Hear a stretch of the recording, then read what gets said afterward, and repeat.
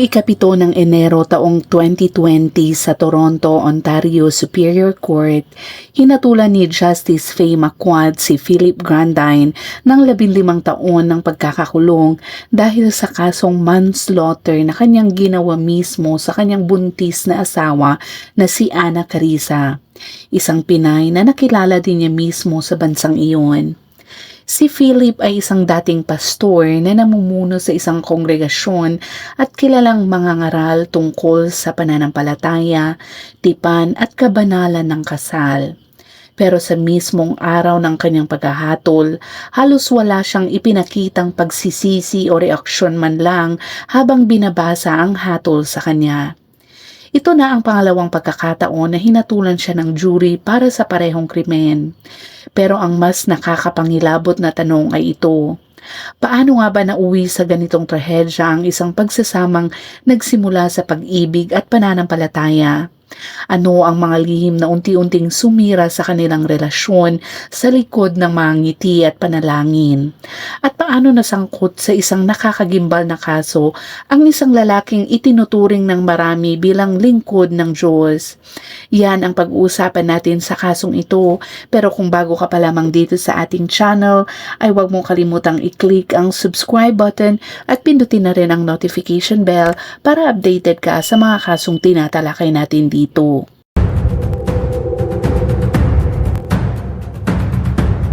Krimen X-Files. Ang kwentong ito ay nagsimula noong gabi ng ika-17 ng Oktubre taong 2011 sa isang bungalow sa Scarborough, Ontario ng isang 29 na taong gulang na buntis na babae ang natagpo ang nalunod sa kanilang sariling bathtub habang ang paliwanag ng kanyang asawa sa pulisya ay nangyari daw ito noong lumabas siya para mag-jogging.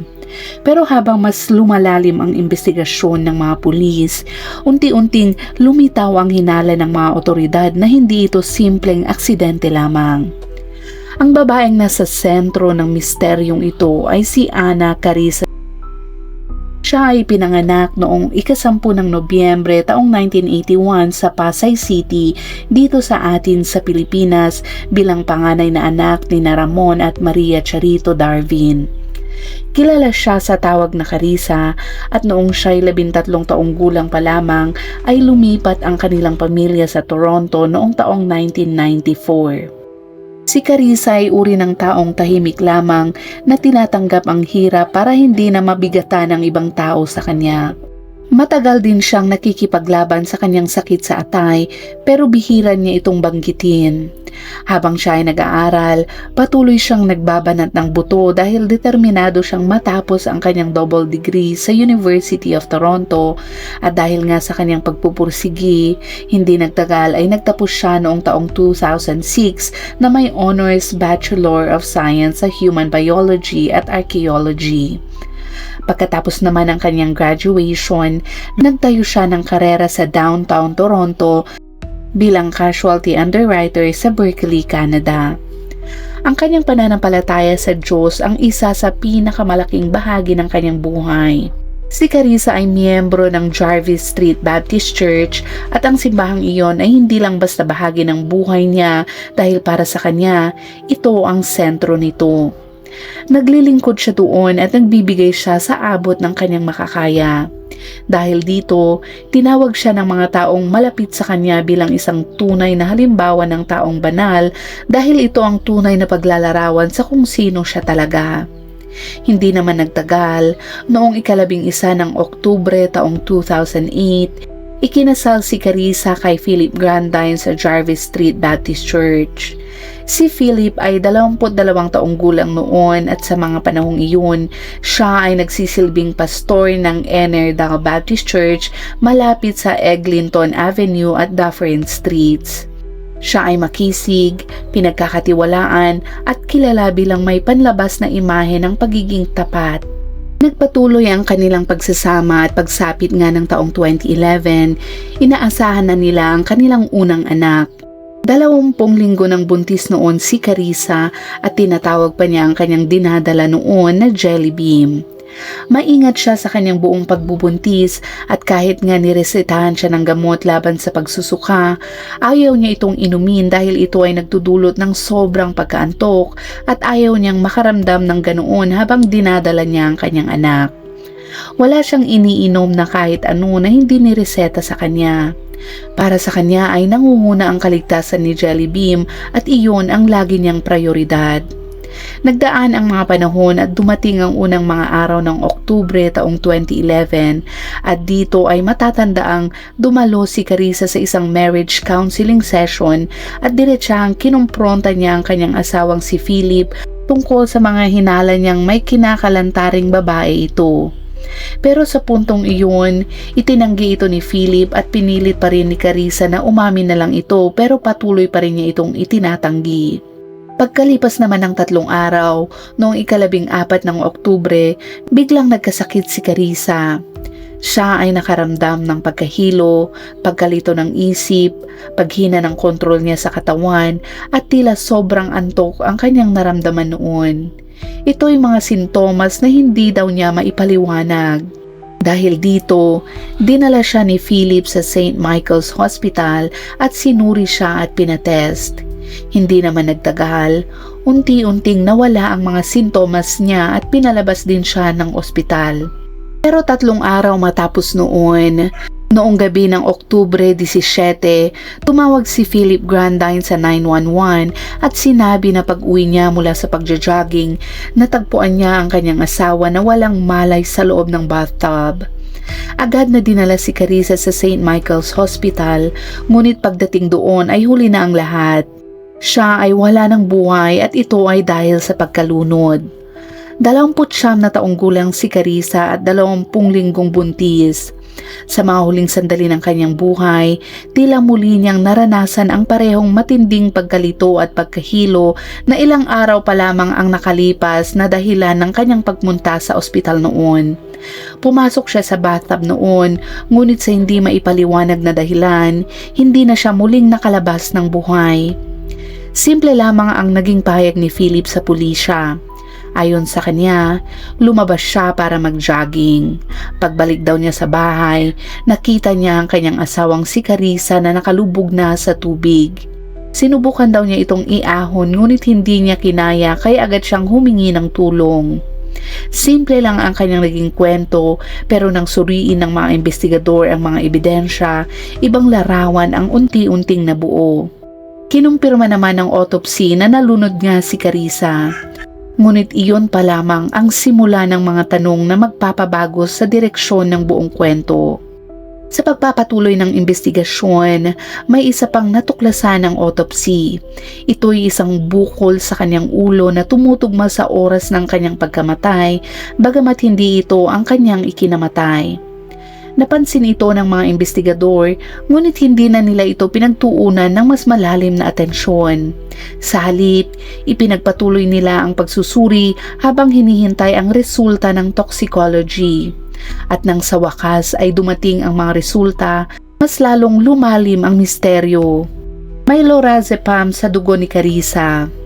Ang lorazepam na ito ay kilala sa brand name na Ativan at ito ay isang controlled sedative na ginagamit para gamutin ang isang anxiety disorder. Nagdudulot ito ng antok, pagkalito, paghina ng muscle control at pagkaputol ng malinaw na memorya. Hindi ito gamot na basta-basta iniinom at lalong hindi ito gamot na ibinibigay sa isang buntis. Higit sa lahat, wala ni isang record na kailanman ay nireseta ito kay Carissa.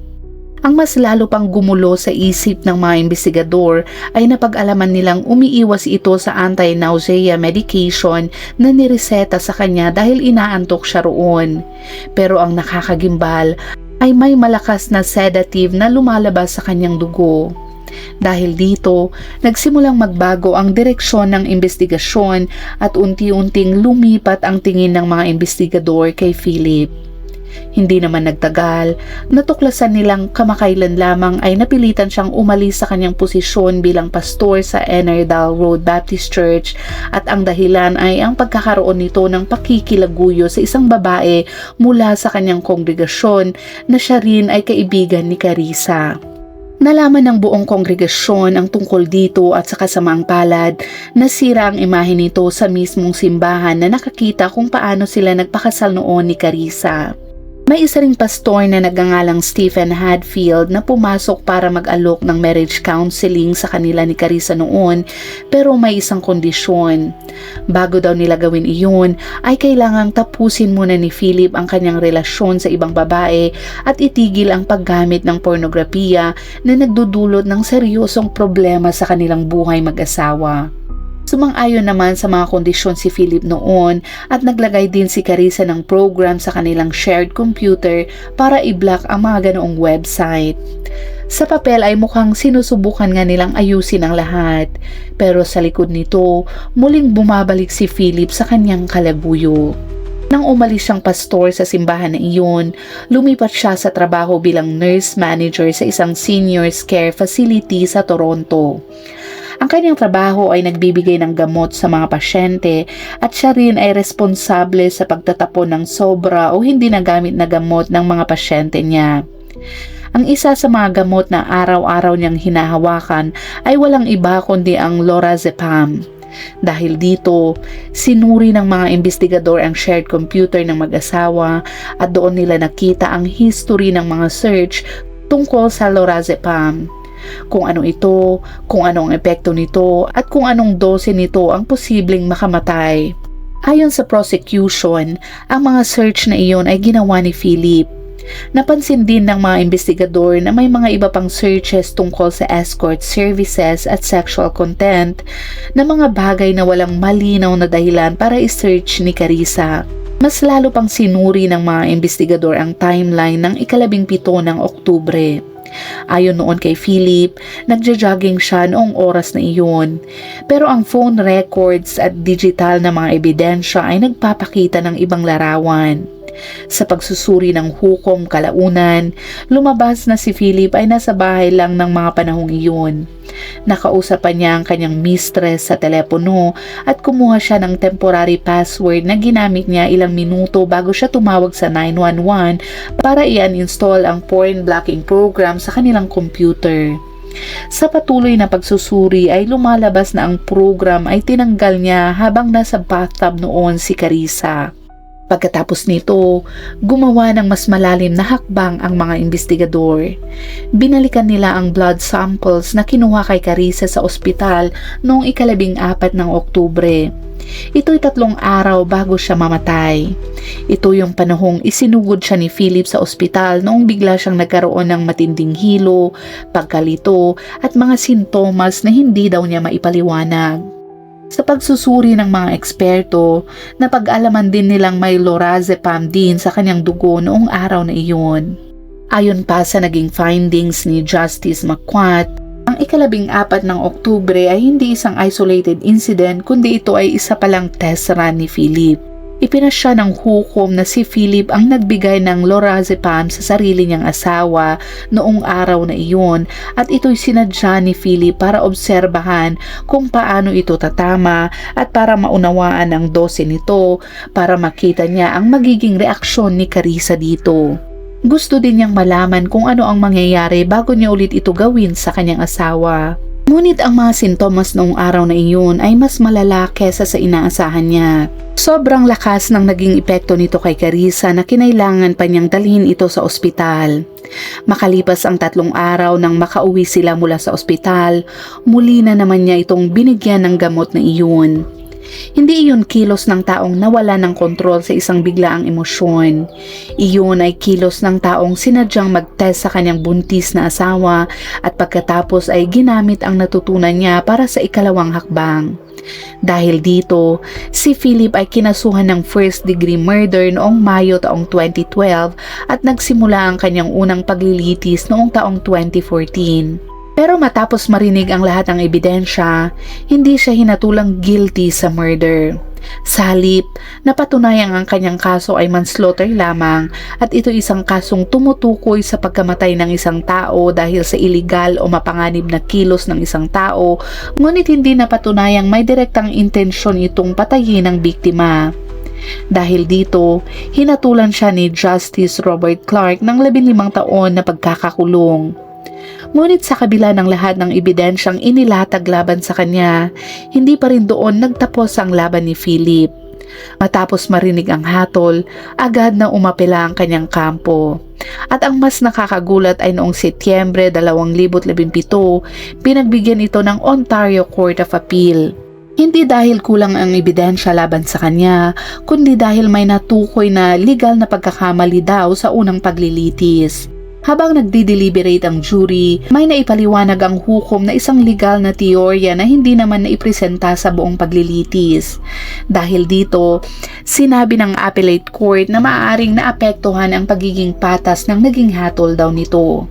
Kaya sa kabila ng mga taong lumipas at ng sakit na muling bubuksan para sa pamilya ni Carissa, ipinag-utos ang panibagong paglilitis sa kaso. Ngunit may isang malaking pagbabago. Dahil hindi na inakyat ng Crown ang mas mabigat na kaso sa kanilang apela, hindi na nila maaaring igiit sa ikalawang paglilitis na sinadya ni Philip na patayin ang kanyang asawa. Sa madaling salita, kahit ang sentro ng kaso ay isang buntis na babae na namatay matapos matagpo ang may sedative sa kanyang katawan, hindi na maaaring sabihin ng prosecution sa korte na intensyon ni Philip ang kanyang pagkamatay. Ang maaari na lamang nilang patunayan ay ang iligal na pagbigay ng gamot ni Philip sa kanyang asawa. Sa ikalawang trial, hindi daw pwedeng gamitin ang salitang intensyon.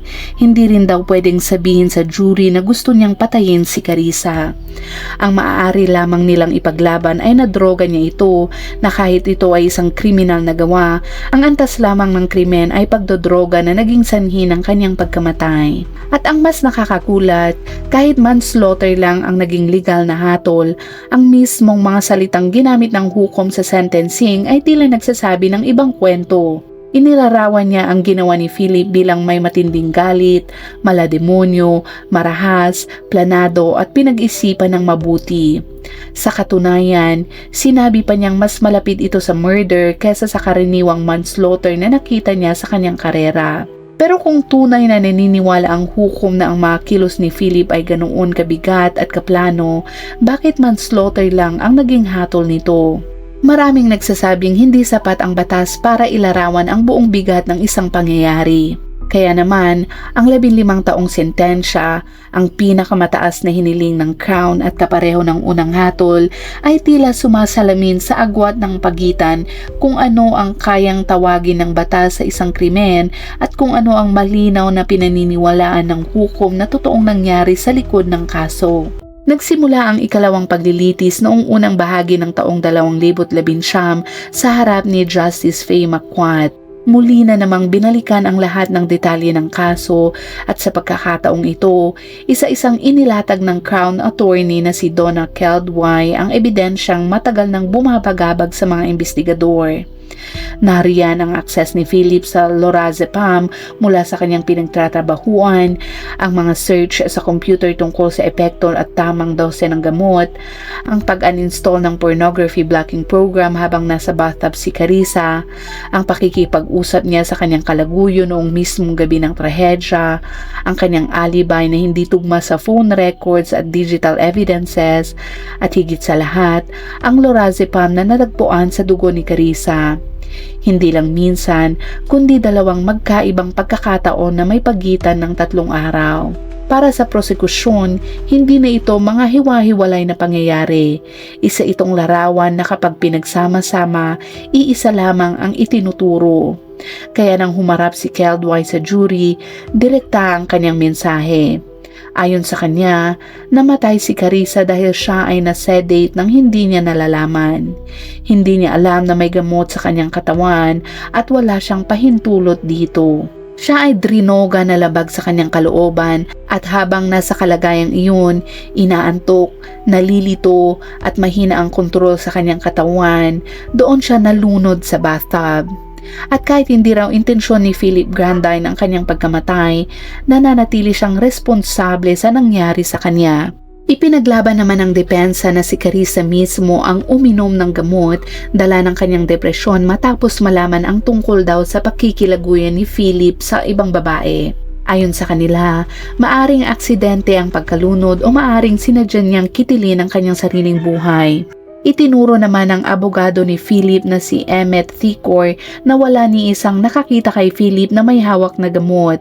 Wala ring ulat na may nawawalang gamot mula sa nursing home. Sa madaling salita, sinusubukan nilang ibaling ang sisi kay Carissa. Si Philip ay hindi kailanman tumistigo, hindi sa unang trial at hindi rin sa ikalawa. Sa buong mga taon ng paglilitis, nanatili siyang tahimik, hindi humaharap sa cross-examination o nagbigay man lang ng paliwanag sa ilalim ng panunumpa. Noong 28 ng Pebrero taong 2019, bumalik ang jury matapos lamang ang humigit kumulang isang araw at ipinataw ang hatol kay Philip. Ito ay manslaughter. Nang marinig iyon ay walang gaanong reaksyon si Philip. Nakatingin lang siya sa unahan habang binabasa ang hatol. Makalipas naman ang ilang buwan, noong Nobyembre ng taong iyon ay inilabas ni Justice Marquardt ang kanyang findings. Ayon dito, hindi siya naniniwala sa depensa dahil walang senyales na si Carissa ay depresado at walang ebidensya na siya ay umiinom ng lorazepam. Walang anumang senyales na isusugal daw niya ang kanyang pagbubuntis na 20 linggo noon sa isang bagay na ganoon kapanganib, lalo na para sa isang sanggol na dinadala niya sa kanyang sinapupunan. Ayon sa hukom, si Philip ang naghanap ng impormasyon tungkol sa gamot, siya ang kumuha nito at siya rin ang nagbigay kay Carissa. Hindi lang isang beses, kundi 2 beses. Ito ay isang test run noong 11 ng Oktubre at muli noong gabi ng kanyang pagkamatay. Binigyang diin ng hukom ang galit ni Philip kay Carissa dahil nakita daw niya kung paano ito naipit sa kanyang pakikilaguyo at naging lubhang na humaling sa pornografiya. Sa tuwing nawawalan daw ng malay si Carissa, nagkakaroon siya ng pagkakataong gawin ang gusto niya ng walang sagabal. Noong 7 ng Enero taong 2020, ibinaba ang sentensya ng 15 taon. Sinabi ng hukom na ang kanyang ginawa ay mas malapit sa murder kaysa sa anumang manslaughter na nakita niya. Umapela muli si Philip, ngunit noong Mayo taong 2022, tuluyan itong ibinasura ng Ontario Court of Appeal at wala silang pinanigan na argumento ng depensa. Nanatili ang hatol at nanatili din ang kanyang sentensyang 15 taon. Noong Mayo taong 2022, matapos ibasura ng Ontario Court of Appeal ang kanyang apela, inumpirma ng korte na mananatili ang kanyang pagkakahatol at sintensya. Dahil dito, tuluyan na siyang isinuko sa kustudiya upang simulan niya ang pagsisilbi ng kanyang parusa sa isang federal penitentiary sa Canada. Para sa korte, tapos na ang kaso. Ngunit para sa pamilya ni Carissa, hindi ganoon kasimple ang lahat. Mahigit 8 taon silang naghintay, 8 taon ng pagdalo sa mga pagdinig, pakikinig sa mga argumento at muling pagbabalik sa mga alaala ng gabing nagbago sa kanilang buhay magpakailanman. Habang si Philip ay malayang nakakapagpiyansa noon sa malaking bahagi ng proseso ng mga apela, ang pamilya ni Carissa ay araw-araw na dala ang bigat ng kanyang pagkawala. Sa huli ay nakamit nila ang hatol na matagal nilang hinihintay.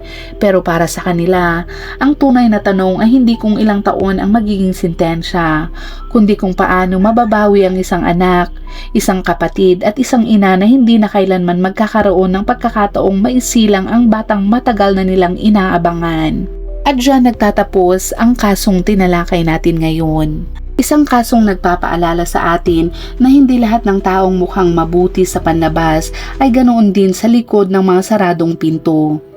Minsan, ang pinakamalalalim na pagtataksil ay nanggagaling pa sa mga taong pinagkakatiwalaan natin ng lubos. Ipinakita rin ng kasong ito kung gaano kahalaga ang pakikinig sa mga senyales ng babala, gaano man kaliit ang mga ito sa simula. Dahil may mga pagkakataong ang mga bagay na tila simpleng problema lamang ay maaring humantong sa mas mabigat na kapalit. At higit sa lahat, ipinapaalala ng kwento ni Carissa na ang tunay na pagmamahal ay hindi dapat sinasamahan ng panlilinlang, pagtataksil at pagmamanipula. Ang tiwala ay isa sa pinakamahalagang pundasyon ng anumang relasyon at kapag ito ay sinira, maaari itong magdulot ng mga sugat na hindi na kailanman tuluyang maghihilom pa.